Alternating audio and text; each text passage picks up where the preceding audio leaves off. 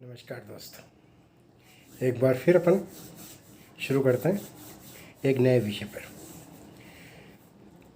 मन के सुख के बारे में। पहले एपिसोड में मन के सुख में मन का सुख और दुख दोनों कहाँ से चालू होते हैं? विचारों से। है ना, आपकी सोच जिस तरफ से जाएगी तो उसी तरफ से सुख और दुख दोनों निकलेंगे। अब आज अपन करेंगे इस ब्रह्मांड और सृष्टि के अंदर सबसे बड़ा जो ताकतवर कवच है, इतना ताकतवर जिसकी कोई सीमा नहीं है। यूँ तो सबकी ज़िंदगी में वो शब्द हमने सुना, लेकिन उसकी गहराई में सिर्फ उसकी गहराई में उतरने में सालों लग जाए, इतना गहरा शब्द है वो। उसका नाम है नियम। नियम से मतलब नियमित, कोई भी चीज़ जो समय निर्धारित हो उसी समय पर वो प्रकट हो। बहुत छोटे शब्दों में सूर्य देवता, चंद्र देवता, सर्दी गर्मी बरसात, ये 5 चीज़ ऐसी है। मौसम तो फिर भी चलो इधर उधर हो जाते हैं, लेकिन फिर भी साल में 3 मौसम आते हैं। सूर्य और चंद्र लाख हजारों सालों की गणित भी पंचांग में अपने और वैज्ञानिकों ने निकाल रखी। अब आप कल्पना करो, कभी आपने देखा ही होगा कि भाई सूर्य और पृथ्वी में कितना अंतर है, और पृथ्वी कितनी बड़ी है और सूर्य कितना बड़ा है। लेकिन फिर भी एक पल नहीं, सालों अनंत सालों से एक पल के लिए भी कोई भी नहीं, कभी भी मतलब समय से लेट नहीं होता। उसी समय पर उसी जगह पर। तो नियम एक ऐसी शक्ति और ऐसा कवच है कि अगर उसको आप धारण कर लें, कोई भी धारण कर ले कि मैं जीवन में इस समय 1 घंटे बाद, 2 घंटे बाद, 5 घंटे बाद या 24 घंटे, दिन होता तो 24 घंटे में इस समय, 7 दिन में, 15 दिन में, 1 महीने में, 1 साल में, यानी निर्धारित करें। निर्धारित से मतलब निर्धारित कहाँ करें? तो उसका एक तरीका है बंधना यानी वचन। नियम के बाद एक वचन, जो कहते हैं ना, सुना है कि वचन दिया, तो वो एक भी बहुत बड़ा कवच है। यानी वचन के लिए तो अपनी जान भी दे दी लोगों ने, राजपाट भी छोड़ दिया। फिर आगे करेंगे वचन पे बात, अभी तो अपन नियम पे बात करते हैं। तो नियम कैसे कवच बन सकता है आपका? क्या नियम धारण करें?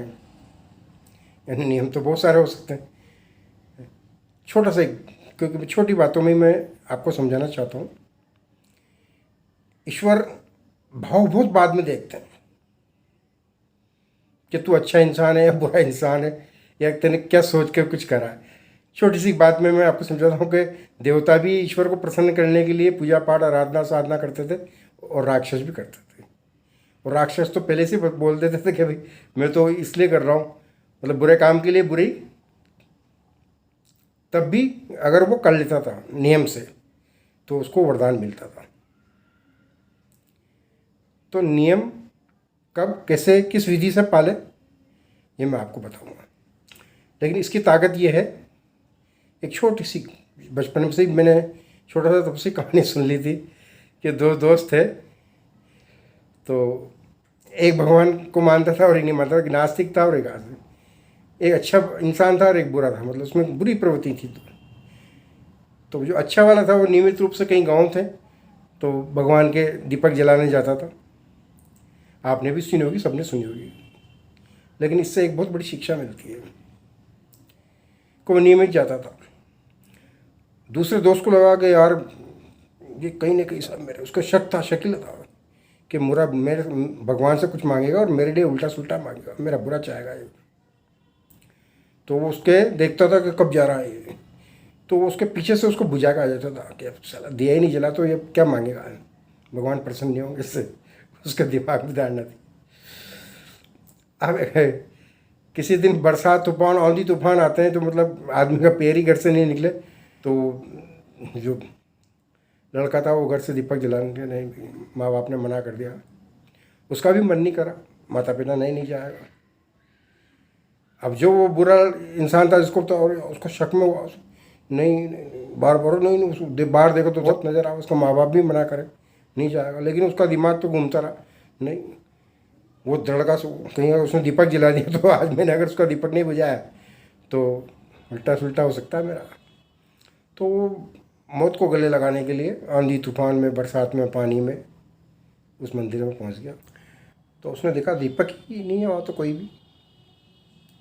काफ़ी ढूंढा उसने कि नहीं दीपक तो जलाने आया हुआ हो, लेकिन तो वहाँ पर कोई दीपक।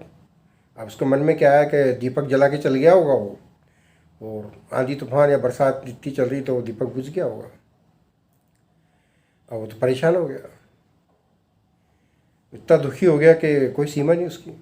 उसके मन में हज़ारों ख्याल आए कि वो दीपक जला के चल गया और ये हवा से उसका दीपक बुझ गया। अब उसने दीपक ढूंढना चालू करा तो कहीं दीपक भी नहीं मिला उसको, लेकिन फिर भी उसका शंकालु था, और उसको तो ये था कि नहीं आज उसने दीपक जला दिया तो इसका मतलब वो दीपक जला के चल गया, हो सकता है कोई दीपक हवा से उड़ गया हो। मतलब अनेक ख्याल, कई तरह के ख्याल अच्छे बुरे उसके दिमाग में आते रहे, और वो उदास होकर वहीं मंदिर में भगवान के, तो शंकर भगवान का ही मंदिर जो खुला रहता तो उसके शिवलिंग के सिर टिकाकर बैठ गया हो। तो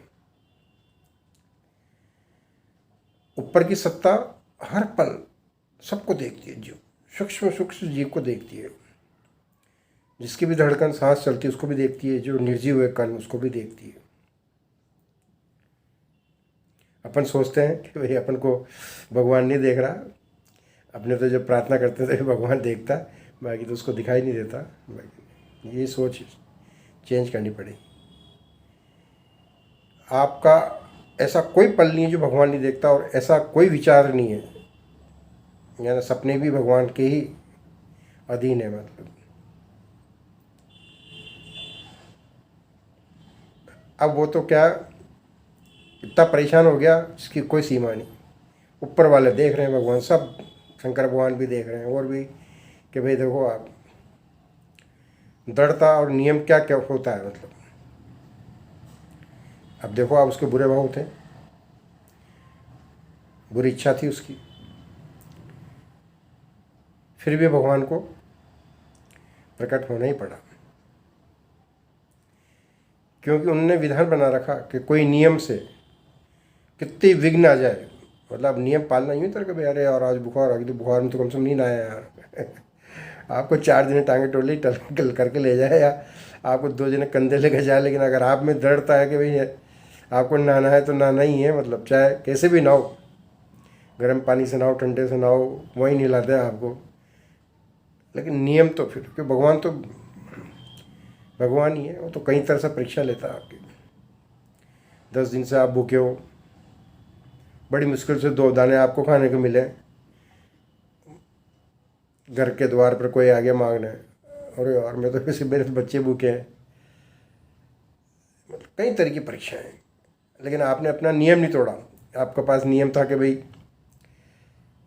घर पर कोई आएगा तो मैं उसको दूंगा, अगर उसने कहा कि मैं भूखा हूँ तो ऐसे हजारों करोड़ों लाखों नियम, छोटे से छोटा नियम, इतनी बजे सोऊंगा, इतनी बजे उठूँगा, इतनी बजे नहाऊंगा, इतनी बजे पूजा करूँगा, कोई भी एक समय 2-5 में अपने नियम खुद बनाओ, 5-7-10 मिनट पे हो ही जाते हैं इधर, लेकिन नियम भंग ना हो। तो इस चीज़ से मैं इस कहानी से आपको समझा रहा हूँ कि नियम में इतनी ताकत है। ईश्वर ये नहीं देखता कि अच्छा और बुरा, या क्योंकि कई चीज़ें हैं, उसको उसकी बुराई का फल देना होगा तब वो दे देंगे, उसको सज़ा दे देंगे, लेकिन अभी तो उसका नियम, जो नियम बना दिए ना, भाई पैसे तो सबके पास होते हैं, मेहनती इंसान भी 100 रुपये जाते हैं, बेईमानों के पास तो लाखों रुपए होते हैं, लेकिन वो पैसा कैसे आया फिर उसका निदान तो ऊपर वाला ही करता है। तो वरदान तो देना ही पड़ेगा नियम को भगवान को, तो भगवान प्रकट हो गए। ऐसे तो 1000 कहानी सुना सकता हूँ मैं आपको, लेकिन इस एक ही कहानी से आप समझिए। अब आप कौन सा नियम धारण करें जिससे आप सुरक्षित हो जाएं। छोटी सी बात समझना आप बहुत गहराई से, क्योंकि जो भी बातें हैं वे मेरी अनुभूति की है और बंद आँखों की है।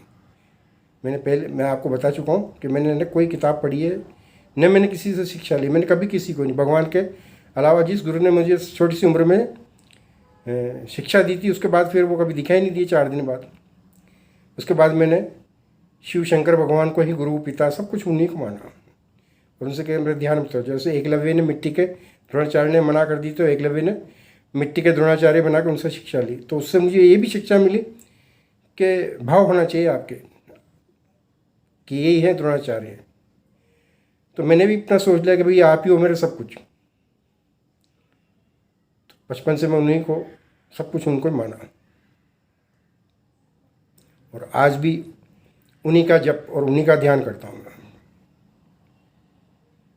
शिव शंकर भगवान भोले भी हैं और क्रोधी भी हैं। एक छोटा सा उदाहरण देता हूँ मैं आपको। आपने कोई भी दुनिया का कोई भी आदमी भक्ति करे जिसको भगवान पर विश्वास है, किसी भी धर्म का, मैं स्वयं मेरी अपनी बात कह रहा हूँ, मैं कण कण को भगवान मानता हूँ,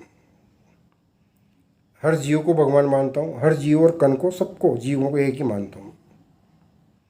इसलिए मैं न किसी विचारधारा में बंधा, न किसी जाति में बंधा, न किसी से। तो कोई भी किसी भी रूप में किसी भी भगवान को अगर प्रसन्न करता है तो भगवान से कुछ न कुछ चाहता।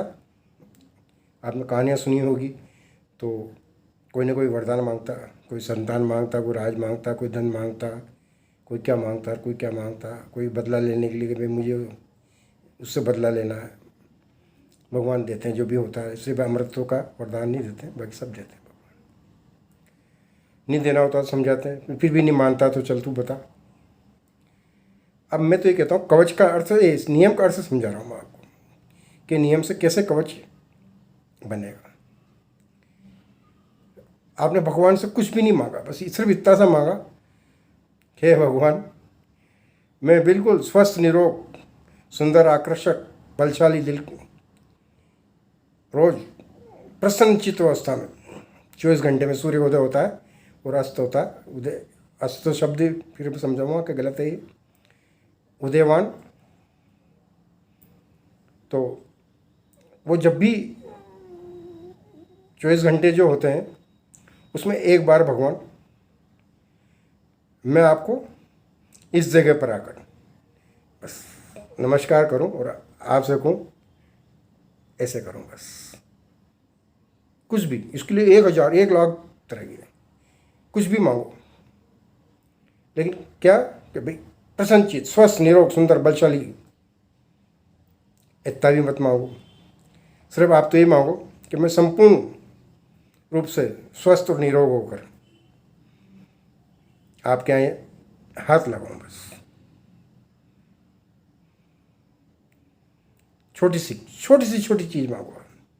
ये भी मत मांगो आप तो कहो भगवान मैं मेरे बिल्कुल स्वस्थ और निरोग, प्रसन्नचित, मतलब बिल्कुल कहीं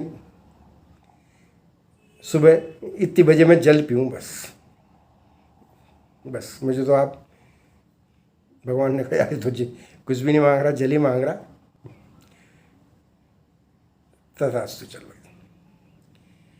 अब उसने, भगवान ने आपको वरदान तो दे दिया कि भाई ये सुबह 7 बजे, 5 बजे, 4 बजे जो भी है, इस तरह से स्वस्थ निरोग रहकर।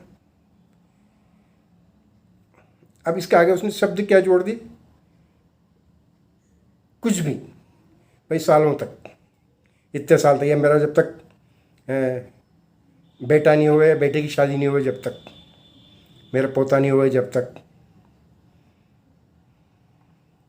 जो भी उसकी उम्र है उसके हिसाब से, मतलब कुछ समय बाद तक का। बहुत गहरे से समझना है इस बात को आप। चलो लंबा समय नहीं, मैं तो ये कहता हूँ, चलो उसने कहा भाई कि आप तो 1 महीने का दे दो आप तो मेरे को वरदान, बस। अब उन्हें 1 महीना, ठीक है भाई यार 1 महीने तो दे दिया तेरे को, चल सुबह 7 बजे 4 बजे पानी पीना तो आराम से, तथास्तु। अब भगवान ने अगर तथास्तु आपको वरदान दे दिया तो अब आप इसको गहराई से ये समझो कि 30 दिन, अपन 30 दिन लेते हैं कि उस भक्त को 30 दिन तक तो प्रसन्न चित्त रहकर बिल्कुल स्वस्थ पूर्ण अंगों से उसको पानी पीने का वरदान मिल गया। अब अगर उसमें बुद्धि है या उसके पीछे कोई दृष्टि वाला गुरु हो तो वो तो भाई 30 दिन तो मुझे जीना ही जीना है कम से कम। तो वो प्रैक्टिस करने के लिए कुछ भी 20 माला से कूदने का करतब दिखाए हो, मरूंगा तो ही नहीं क्योंकि कल मुझे जल पीना, मतलब कुछ भी करे। तो उसने एक छोटे से वरदान से एक सुरक्षा कवच, एक नियम धारण करने से एक कवच तैयार कर दिया उसने। भगवान से कुछ ज़्यादा नहीं, क्योंकि आप इतना कुछ करते नहीं, उतनी बड़ी वो नहीं करते हो कि आप बड़ा मांगो। आप छोटी सी चीज़ जितना आप करते हो उससे आपको पता है, खुद को पता है, हर इंसान को पता है कि मैं क्या हूँ। बस इतना से मांग लो आप। तो ये एक नियम। अब इसमें क्या होता है कि आपके नियम तोड़ने के लिए कि ऊपर वाला भगवान है, वो तो मतलब आपके नियम, आपकी नींद ही नहीं खोले आपको। तो आपको बस जागृत रहना उस नियम का पालन करने के लिए, क्योंकि भगवान क्या कई तरह से बुद्धि भ्रष्ट करेगा आपकी। कोई ऐसा आ जाएगा भैया अरे भैया इस समय पानी नहीं पीते। आपको कुछ भी करके अपना नियम नहीं तोड़ना, कोई सा भी नियम धारण करो। जैसे कि बहुत से कहते हैं ना भाई हनुमान चालीसा पढ़ते हैं, रोज़ मंदिर में दर्शन करने जाते हैं, रोज़ नहाते हैं, यार कोई सा भी एक नियम धारण कर लो। लेकिन आप करते हैं, लेकिन उसको धारण करना, अब ये बात आती धारण करना, वचन देना, यानी ईश्वर से वचन, ईश्वर को वचन देना क्या है, भगवान मैं ये कार्य इतने समय इतने दिन तक जरूर करूँगा, फिर दोबारा जब पूरा हो जाए फिर करो आप, फिर ले लो आप। यूँ आप रोज़ करते होंगे नियमित, कई सालों तक करते होंगे, कोई दिक्कत नहीं, लेकिन धारण करना, संकल्प लेना, ईश्वर को वचन देना कि मैं ये कार्य करूँगा। कुछ भी जो मन में, एक से लेकर असंख्य कुछ भी ले लो, लेकिन नियमित करो, उसी समय करो, उसके नियम बनाओ खुद। आपको छूट चाहिए कि साहब मैं रविवार के रविवार नौकरी लूँगा, छुट्टी लूँगा, नौकरी कर रहा हूँ साहब, या ना कोई भी जो भी, मतलब आप स्वयं अपने नियम बनाओ और उसमें संकल्प। अब संकल्प कैसे लेते हैं? पंच तत्वों को, वो मैं आगे जाकर आपको बताऊंगा कि पंच तत्वों को बिल्कुल साक्षी मानकर, और आपको कि भाई मैं इतने व्रत करूँ, इतने करूँगा, इतने दिन तक मैं ये इस समय ये क्रिया करूँगा। जितना छोटा उतनी छोटी भी इच्छा पूरी होगी, और जितना बड़ा तो उतनी बड़ी इच्छा पूरी होगी आपकी। तो इस प्रगति में हर चीज़ नियम से चल रही है। अगर नियम अपनी जगह से हट जाए तो एक पल में तहस नहस हो जाए साथ साथ। ये सृष्टि ब्रह्मांड, कभी इस पे अगर आपका है इतना तो आप दृष्टि डालो, आपको कितना विशाल, कितनी बड़ी है। ये सब नियम पे चल रही है, यानी ईश्वर का जो विधान है, यानी ईश्वर कौन, ईश्वर की ताकत क्या है? तो ईश्वर कहता है कि मेरे से बड़ा मेरा नियम, सबसे बड़ा ईश्वर की सत्ता में सबसे बड़ा जो है ईश्वर की सत्ता में नियम और विधान उसका। उसके बाद है समय, भगवान से बड़ा समय। ये फिर अभी तो बहुत बड़ा वीडियो हो जाएगा, समय का भी बताएंगे फिर क्यों समय दूसरे पर है। और फिर तीसरा है भगवान। भगवान तीसरे नंबर पर कहता है कि मैं फिर तीसरा हूँ, यानी समय पे ही। जैसे छोटा सा एक बात कह के बताता हूँ आपको। किसी को उन्होंने वरदान दे दिया कि ठीक है भाई तू इस बस में बैठ जा और तेरी यात्रा पूरी होएगी। यानी किसी को एक वरदान दे दिया कि भाई हाँ चल भाई तू इतने साल तक अपनी आयु प्राप्त करेगा, या तो इतनी पढ़ाई करेगा। अगर अब दूसरा उसका जो है वो कहता है कि साहब ये फेल हो जाए, या इतने साल नहीं जीवे, या इसकी जगह बस में मेरे को बिठा दो आप दूसरा को, लेकिन ईश्वर ने कह दिया कि नहीं, इस बस में ये बैठेगा, ये इसमें पढ़ाई में पास होगा, या इसकी इतनी उम्र होगी, तो ईश्वर होते हुए भी वो उसको वरदान नहीं दे सकते जब तक समय पूरा नहीं होगा। कहानियों में आपने देखा होगा ना कि भगवान के खुद किसी भक्त को वरदान दे देते हैं और फिर वो उल्टा सुल्टा करता है, तो वो समय जब तक नहीं आता, जब तक, ताकि चाहे भगवान तो एक पल में कुछ भी कर सकता है, लेकिन वो अपने नियम खुद नहीं तोड़ता, अपने विधान नहीं तोड़ता, समय के पहले किसी को दंड नहीं देता। आने वाले समय में आपको मैं विस्तार से पूरा नियम कैसे धारण करते हैं, किस विधि से धारण करते हैं, कब धारण करना चाहिए, ये आपको मैं फिर दोबारा बताऊंगा मैं आपको, क्योंकि क्या वीडियो बहुत लंबा हो जाता है तो थोड़ा सा आपको भी परेशानी होगी। अपन चाहते हैं कि इसको धीरे धीरे एपिसोड में 2-4 पार्ट्स में इसको तैयार, अगर आपको रुचि होगी तो आप इसका अगला वीडियो देखना, इसमें मैं अध्याय डालता हूँ, उसमें मैंने पहला अध्याय, दूसरा अध्याय, तीसरा अध्याय ऐसे, तो आपको पता चल जाएगा कि भाई ये मैंने देख लिया, अब इसके बाद का मैं देखूँगा। अगर आपको अच्छा लगे तो आप दूसरों को भी कहना, बताना, ताकि वो भी इसका लाभ ले सके, तो सबको लाभ मिले ज़्यादा से ज़्यादा। अगर आप चाहते हैं, मतलब आप चाहते हो कि भाई आपको लाभ हुआ तो फिर दूसरों को भी लाभ होना चाहिए। आप नियम धारण करते हैं तो फिर दूसरा भी नियम धारण करे और दूसरों को भी लाभ हो। बहुत जल्द, मतलब यानी मेरी कोशिश रहेगी कि रोज़ाना 1-2 वीडियो रोज़ अलग अलग किसी भी विषय पर मैं आने वाले टाइम में क्या मनोरंजन में भी आपको मनोरंजन भी दूंगा। 1-2 वीडियो ऐसे मनोरंजन के कहानियों के बनाऊंगा जो आपको कई चीज़ें जीवन की बताएगी कि भाई नियम से क्या होता है, विचार से क्या होता है, कौन बड़ा है कौन छोटा है, किस चीज़ को उदाहरण से क्या मिलता है। तो ये सब मैं क्या एक एक करके एक एक वीडियो में आपको बनाऊंगा। अब अगले वीडियो में अपन फिर दोबारा मिलते हैं। जय हिंद, जय भारत।